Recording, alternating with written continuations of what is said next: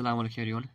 So today we're gonna cover some basic rules of spoken English, and these are so helpful for you all, and I hope everyone will like it. So let's dive into it. So our first rule is going to be start plus V4 অর্থাৎ ভার্বের সাথে ing. So যখন আমরা বাংলায় বলি খাওয়া শুরু করো, কাজ করা শুরু করো, পড়া শুরু করো, যাওয়া শুরু করো, সো এই সমস্ত শুরু করো, সো শুরু করা অর্থে আমরা স্টার্ট প্লাস V4 অর্থাৎ ভার্বের সাথে আইএনজি যোগ করব।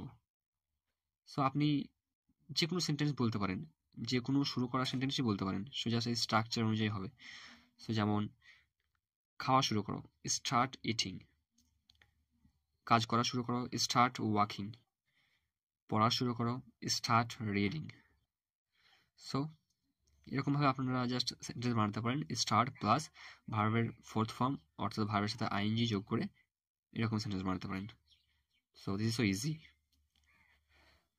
Our second rule is going to be stop plus V4. So এটা ব্যবহার হবে যখন আমরা বলি থামাও, থামাও অর্থ অ্যাকচুয়ালি যখন আমরা বলি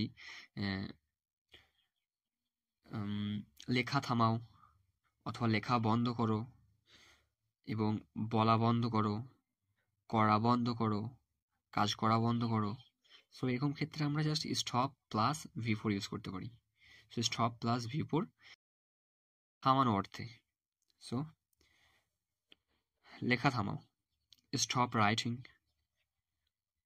এবং বলা থামাও, স্টপ সেইং। কাজ করা থামাও, স্টপ ওয়ার্কিং। করা থামাও, stop doing. And our last one is nothing to plus V1 ভার্বের ফার্স্ট ফর্ম। সো এটা ব্যবহার হবে কিছু নেই অর্থে, যেমন নাথিং টু সে কিছু বলার নেই, নাথিং টু ইট কিছু খাওয়ার নেই, নাথিং টু ডু কিছু করার নেই, নাথিং টু রাইট কিছু লেখার নেই। অ্যান্ড এরকমভাবে আপনারা সেন্টেন্স বানাতে পারেন। সো জাস্ট দিস আর সো ইজি। সো কতই না সহজ ইংলিশে সেন্টেন্স বানানো। সো ডিসপ্লেতে কিছু ভার্ব দেওয়া হলো, অ্যান্ড জাস্ট ভার্বগুলো মুখস্থ করে এই স্ট্রাকচার অনুযায়ী সেন্টেন্স বানানোর প্র্যাকটিস করুন নিচে। ইনশাআল্লাহ you will speak in English one day.